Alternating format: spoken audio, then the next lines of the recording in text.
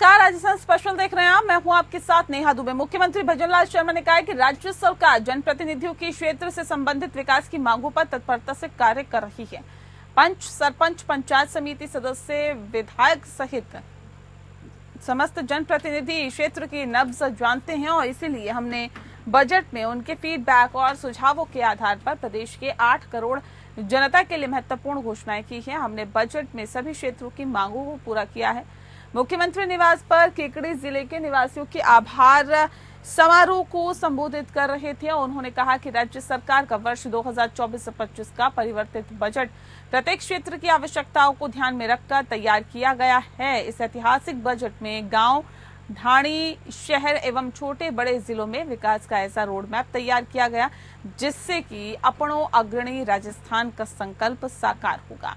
मुख्यमंत्री ने कहा कि राज्य सरकार अंतिम छोर पर बैठे व्यक्ति के लिए सबसे पहले सोचकर योजनाएं, कार्यक्रमों का संचालन कर रही है। जनता भी अपने आसपास वंचितों की पहचान कर उन्हें लोक कल्याणकारी योजनाओं का लाभ पहुंचाए।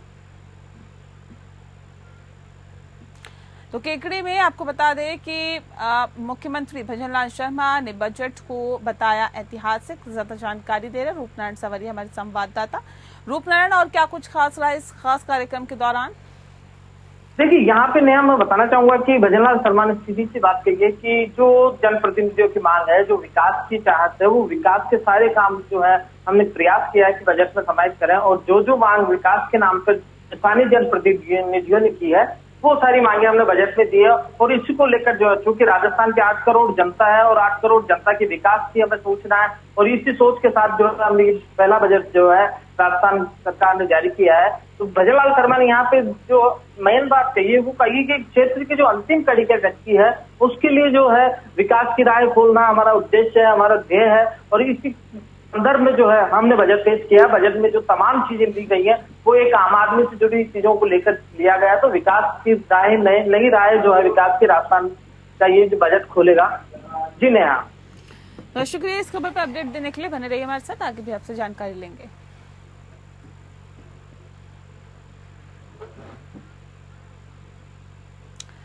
वहीं लंबे इंतजार और कानूनी अर्चना के बाद बता दें कि डीसी से पदोन्नति होकर व्याख्याता से जिला शिक्षा अधिकारी और उपाचार्य बने अधिकारियों ने आज शिक्षा मंत्री मदन दिलावर का जोरदार अभिनंदन कर आभार व्यक्त किया।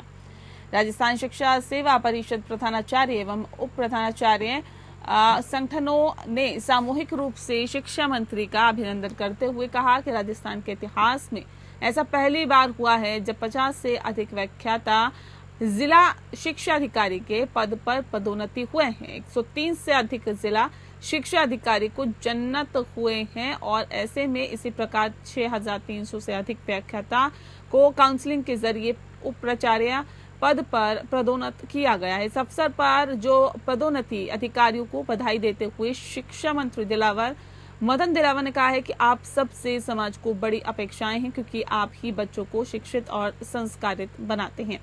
आपकी मेहनत है। आज परीक्षा परिणामों में बच्चे 100 में से 100 अंक ला रहे हैं। इसी प्रकार आपको आने वाली पीढ़ी के संस्कारों की परीक्षा में प्रथम आना होगा। और शिक्षा मंत्री दिलावर ने शिक्षकों को समाज की दिशा देने और मार्गदर्शन तत्व कहा कि आप स्वयं भी पॉलीथीन का प्रयोग करने से बच्चे और नई पीढ़ी को भी ऐसा करने के लिए प्रेरित करें। साथ ही उन्होंने आगामी 8 अगस्त को होने वाले अमित पर्यावरण महोत्सव के अवसर पर अधिक से अधिक पौधे लगाने के लिए भी उपस्थित शिक्षा अधिकारियों का आह्वान किया।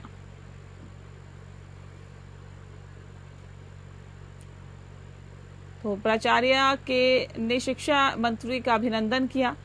और क्या कुछ खास रहा, ज्यादा जानकारी देने के लिए रूपनारायण सवरिया हमारे संवाददाता लगातार हमारे साथ जुड़े हुए हैं।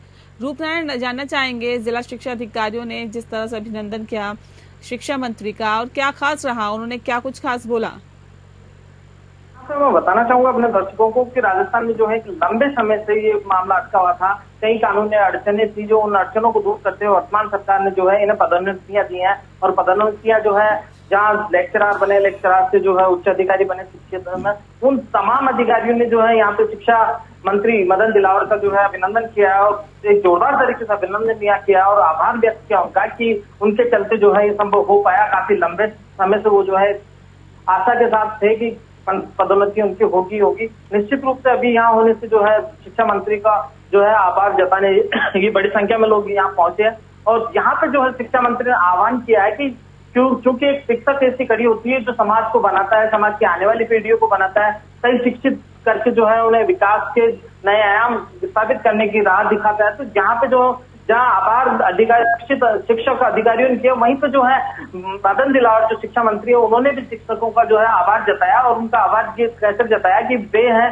जो एक ऐसी कड़ी है जो समाज को बढ़ा रहे हैं, समाज में शिक्षा का प्रसार कर रहे हैं, जिससे विकास निश्चित रूप से होगा। वहीं पे एक बड़ी बात जो है यहाँ पे शिक्षा मंत्री मदन दिलावर ने कहा है, क्योंकि वो समाज से जुड़े हैं और समाज में उनकी कई भी बात का बहुत ज्यादा प्रभाव होता है, तो उन्होंने निश्चित रूप से कहा कि पर्यावरण बचाना हम सबकी जिम्मेदारी है और पर्यावरण के लिए अगर वे आकर सामने आते हैं और पर्यावरण बचाते हुए उदाहरण पेश करते हैं, साथ ही जो है युवाओं से या छात्रों से आह्वान करते हैं, तो निश्चित रूप से जो है पर्यावरण के लिए वो काम करें और ज्यादा से ज्यादा पेड़ लगाएं। वहीं पे जो है पॉलिथीन का उपयोग वो खुद भी ना करें और दूसरों को प्रेरित करें कि पॉलिथीन का उपयोग जो है कम से कम हो और जहां तक हो पॉलिथीन को अवॉइड किया जाए। तो यहाँ पे जो है जहाँ शिक्षा की बात की है, वहीं पे जो है शिक्षा मंत्री मदन दिलावर ने पर्यावरण बचाने की बात की है। बिल्कुल, तो यहाँ पर जागरूक भी यहाँ पर शिक्षा मंत्री ने लोगों को करने की कोशिश की है। रूपनारायण बने रहिए हमारे साथ, इस खबर पर अपडेट देने के लिए शुक्रिया।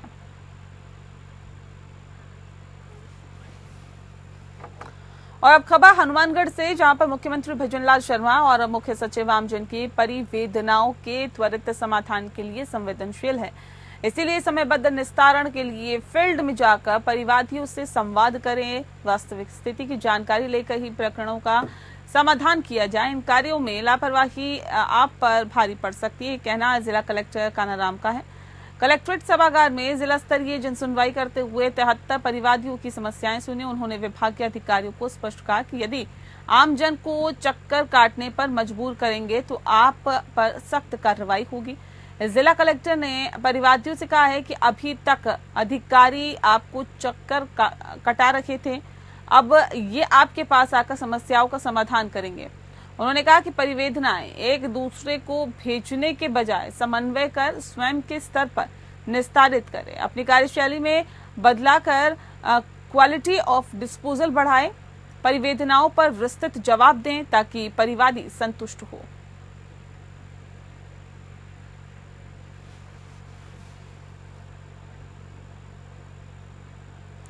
प्रदेश में छात्र संघ चुनाव पुनः बहाल कराने की मांग को लेकर छात्र आंदोलित हैं। ऐसे में जोधपुर के जय नारायण व्यास विश्वविद्यालय में भी छात्रों के द्वारा लगातार चुनाव कराए जाने को लेकर मांग उठाई जा रही है। स्थानीय छात्र नेताओं का कहना है कि पूर्ववर्ती सरकार के समय जब छात्र संघ चुनाव स्थगित किए गए थे, तब तत्कालीन उच्च शिक्षा मंत्री ने चुनाव करवाने का वायदा किया था, लेकिन वो अपने वायदे से मुकर गए थे। राजनीति की सबसे पहली सीढ़ी विश्वविद्यालय से ही शुरू होती है। छात्र अपना एक प्रतिनिधि चुनता है जो उनके हक और अधिकारों के लड़ने के लिए उनकी आवाज उठाने और समस्याओं का समाधान करवा सकते हैं। विश्वविद्यालय की समस्याओं को उचित प्लेटफॉर्म पर रख सकते हैं और छात्र हितों को मद्देनजर रखते हुए राजस्थान में छात्र संघ चुनाव पुनः बहाल करने के आदेश करवाने की मांग को लेकर मुख्यमंत्री को पत्र भी भेज गए हैं। तो चुनाव कराने की मांग को लेकर छात्र आंदोलित है। ज्यादा जानकारी दे रहे रूपनारायण सांवरिया। रूपनारायण, क्या है पूरा मामला, विस्तार से बताएं।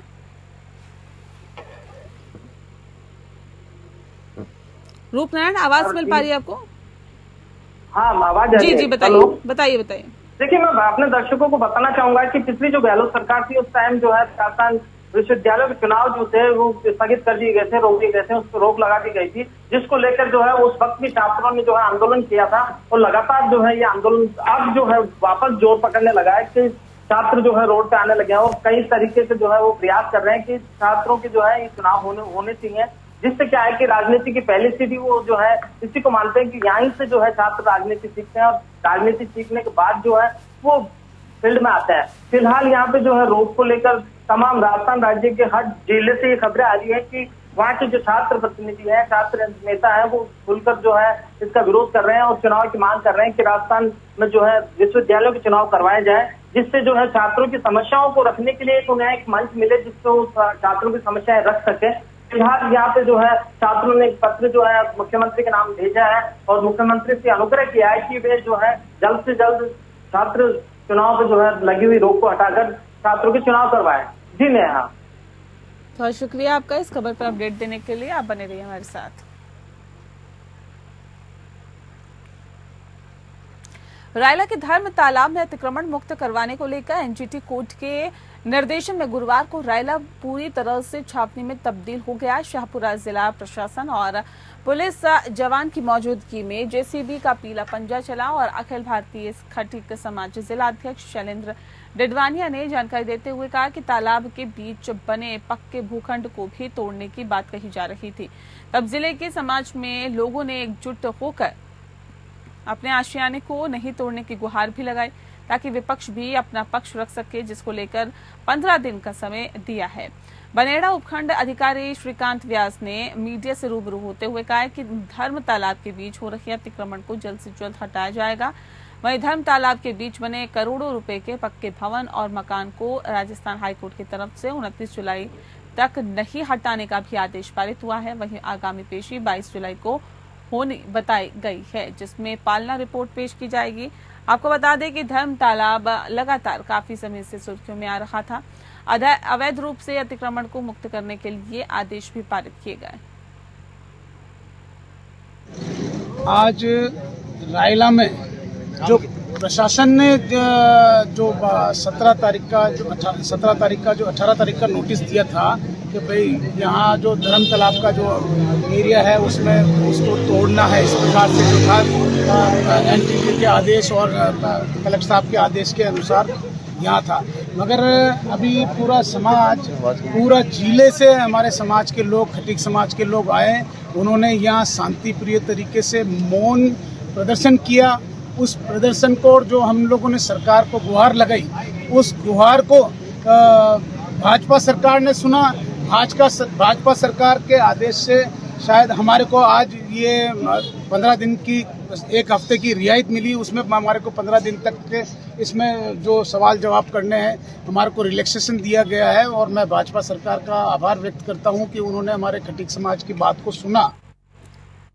जी, आपको बता दें कि अतिक्रमण का दरअसल पूरा मामला लोगों के आशियाने को नहीं तोड़ने की गुहार लगाई गई है। ज्यादा जानकारी दे रहे हैं रूपनारायण सावरिया, हमारे संवाददाता। रूपनारायण, जानना चाहेंगे आपसे कि तालाब अतिक्रमण मुक्त होगा, ये किस तरह की बात यहाँ पर कही जा रही है और क्या मामला है, पूरा विस्तार से बताएं।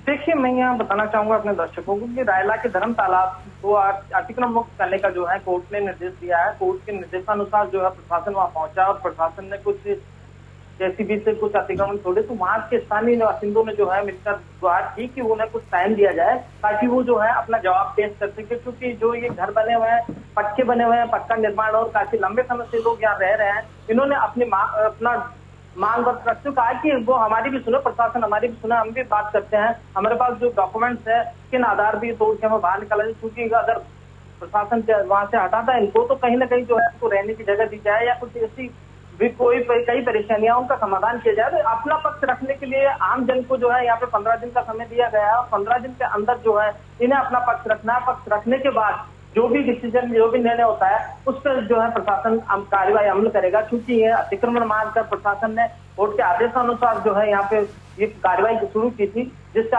आम जन ने यहाँ विरोध किया और विरोध के चलते जो है प्रशासन और सरकारी अमले ने जो है वहाँ पे 15 दिन का उन्हें समय दिया है ताकि वो अपना पक्ष रख सके। जी, बहुत शुक्रिया आपका रूपनारायण, तमाम जानकारी, तमाम खबरों पर हम तक पहुंचाने के लिए।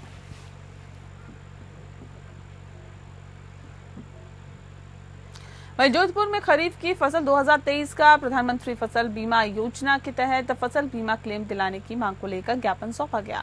दरअसल ग्राम पंचायत डंडोरा गोपालगढ़ के किसानों ने जिला कलेक्टर को ज्ञापन सौंपा। क्षेत्र के किसानों का कहना है कि ग्राम पंचायत डंडोरा के पटवार मंडल में फसल 2023 प्रधानमंत्री योजना के तहत संपूर्ण विभिन्न फसलों का बीमा ग्राम वासियों द्वारा फसल बीमा कराया गया, जो कि सूखाग्रस्त होने के कारण उन फसलों के 80% फसल में खराब हो गई है और किसानों को भारी नुकसान का सामना करना पड़ा। उन्होंने कहा कि ग्राम पंचायत फसल कटाई का प्रयोग बीमा कंपनी की मनमानी के चलते उन किसानों को बीमा का क्लेम अब तक नहीं दिया गया, जिससे किसानों को परेशानी हो रही है। किसानों का कहना है कि जल्द से जल्द किसानों को फसल बीमा क्लेम उनके खाते में दिलाया जाए ताकि उनकी आर्थिक स्थिति भी सुधर सके। किसानों ने जिला कलेक्टर से मांग की है कि जल्द से जल्द उन्हें बीमा क्लेम की राशि दिलवाई जाए।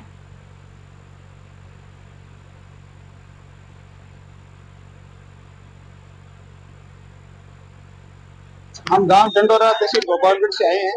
2023 की जो रबी खरीफ फसल का बीमा है, प्रधानमंत्री फसल बीमा के तहत जो बीमा करवाया जाता है किसानों द्वारा, हमारे गांव के संपूर्ण नागरिक, हमारे साथ सरपंच साहब भी हैं, तो वो बीमा क्लेम अभी तक मिला नहीं है। और गोपालगढ़ तहसील पूरा सूखाग्रस्त है, इसमें 80% खराबा हुआ है और कंपनी ने मनमानी तरीके से बीमा रोक लिया है, जो क्लेम नहीं मिल रहा है। ये समस्या लेकर हम कलेक्टर साहब के पास आए हैं। कितना टाइम हो गया नहीं मिल रहा आपको?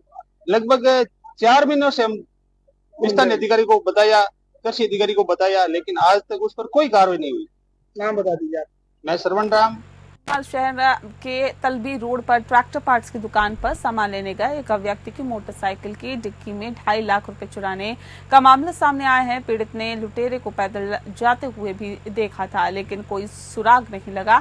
जानकारी के अनुसार प्रहलाद राम भीनमाल के भारतीय स्टेट बैंक कृषि शाखा में केसीसी खाते में रुपए जमा करने के लिए आए हुए थे और वो 2.5 लाख रुपए लेकर तलबी रोड पर एक ट्रैक्टर पार्ट्स की दुकान पर नोजल लेने के लिए चले गए। इसी दौरान पीछे से एक लुटेरे ने मोटरसाइकिल की डिक्की खोलकर उसमें रखे 2.5 लाख रुपए वो लेकर चले गए। इसके बाद आसपास के दुकानदार इकट्ठा हुए और लुटेरे का पीछा करने लगे, लेकिन कोई सुराग नहीं हाथ लगा और बाद में स्थानीय पुलिस थाने में इसकी रिपोर्ट पेश करने 2 लाख रुपये घर से लेके आया था। 50,000 बैंक से लिया। 2.5 लाख रुपया था हमारे पास में। हम ट्रैक्टर पास दुकान पे गया, वहाँ मोटरसाइकिल को रोक करके मैं दुकान पर गया, इतने हमारा पैसा अंदर से शोर में कर दिया। आपने जाते हुए देखा था? हाँ देखा था, मैंने पीछे से देखा था। महारानी गायत्री देवी सार्वजनिक पार्क पर भू माफियाओं की गंदी नजर है और ऐसे में सार्वजनिक पार्क पर कब्जे का प्रयास भू माफिया कर रहे हैं। वहीं भू माफियाओं ने सार्वजनिक पार्क में हरे भरे वृक्षों की कटाई भी करने की कोशिश की और ऐसे में बड़े बड़े पेड़ कुल्हाड़ी से काट डाले। इसी को लेकर महारानी फॉर्म की 17 कॉलोनी के निवासियों ने विरोध प्रदर्शन किया। विकास समिति के सचिव दिवाकर रावल, उपाध्यक्ष डॉक्टर गौतम शर्मा, संरक्षक रमेश सिंह पवार, एडवोकेट रामेश्वर सिंह राठौर और कॉलोनी निवासी माफियाओं के खिलाफ नारेबाजी करने लगे। और राजस्थान की खबरों में हम आगे बढ़ेंगे, लेकिन उससे पहले आपको सीधे ले चलते हैं उत्तर प्रदेश के लखनऊ, जहां पर सीएम योगी आदित्यनाथ का संबोधन हो रहा है। क्या कुछ कहना है, सुनिए। इस क्षेत्र के विशेषज्ञों के साथ इस संवाद के इस कार्यक्रम में मैं उनका हृदय से स्वागत करता हूं, अभिनंदन करता हूं। हम सब जानते हैं कि हरित क्रांति का लाभ अन्न उत्पादन करने में और उसकी उत्पादन क्षमता को बढ़ाने में प्राप्त हुआ, लेकिन ये अधूरा सच है। अगर आप 17वीं और 18वीं सदी के भारत के कुछ उन प्रांतों का, जिन्होंने अपने स्तर पर उन राज्यों में, उन क्षेत्रों में कार्य किया था, वहां की प्रकृति के द्वारा प्राकृतिक पद्धति से किए जाने वाली खेती के और उससे उत्पादन की उस दर को देखेंगे तो आपको लगेगा कि वास्तव में जो पिछले 100-150 वर्षों के अंदर देश को बढ़ाया गया तो उसमें कितना अंतर है। ऐसे बहुत सारे उदाहरण हैं आपके सामने और मैं चाहूंगा कि हमें इतिहास के उन पन्नों को पलटना ही पड़ेगा, क्योंकि जब धरती वास्तविक प्राकृतिक रूप में थी और उसमें समय के अनुरूप खेती किसानी के कार्यक्रम को आगे बढ़ाया गया, तो देश के अंदर बहुत सारे क्षेत्र इसके उदाहरण हैं जहां पर हरित क्रांति के पहले उत्पादन खेती की ज्यादा थी। इसके बाद कुछ समय के बाद ठहराव आने के बाद जब उन क्षेत्रों में हरित क्रांति के बाद आधुनिक फर्टिलाइजर, केमिकल और पेस्टिसाइड का उपयोग होना प्रारंभ हुआ, उस समय के लिए हमें उत्पादन बढ़ता हुआ दिखाई तो दिया, लेकिन आज उसके दुष्प्रभावों से हम इस जीव सृष्टि को बचा पाने में बहुत कठिनाई महसूस कर रहे हैं। वो सीधे जहर के रूप में नहीं आ रहा है, लेकिन एक स्लो पॉइजन के रूप में वह हर व्यक्ति की धमनियों में घुसता जा रहा है। और ये केवल मनुष्य के लिए नहीं, अभी 2 वर्ष पहले की घटना है। उत्तर प्रदेश के अंदर हम लोग निराश्रित गो आश्रय स्थल संचालित करते हैं। लगभग हमारे पास 12 लाख से अधिक गोवंश न। और इसी के साथ फिलहाल इस बुलेटिन में इतना ही। नमस्कार।